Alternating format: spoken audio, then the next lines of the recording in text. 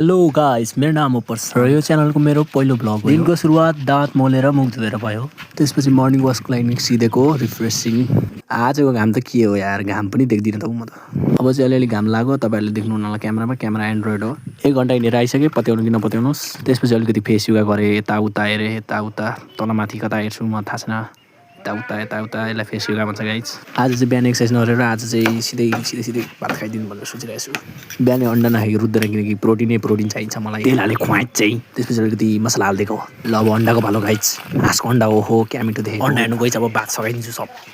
क्या मिठो। भात खाइसकेर पेट त पाल्नु पर्यो नि त। पेट पाल्नुको लागि अब यहाँ दोकान आइसकेको छु। धेरै बिहान आएर होला, कस्टमरहरू पनि कोही आएको छैन। कस्टमरहरूको भिडियो बनाउनु त मिल्दैन, तर आजको अर्निङ यति नै हो गाइज। के गर्नु होइन। 3 बजे नै दोकान बन्द गरेर आइदिएको घर। अनि लाग्दिएको बासीबाट खेल्न गाइज। मेरो खेलेको भिडियो कसैले गर्दैन, त्यसले मैले पनि कसैको गर्दिनँ गाइज। फ्रेन्डली म्याच भएर पनि हामीले जित्यौँ र अब हामी गएको घर आएर आफ्नो जिउ हेर्दा ओहो। त्यसपछि त पुसअप र पुलअप त 20 लाख जति हान्दै होला। धन्यवाद।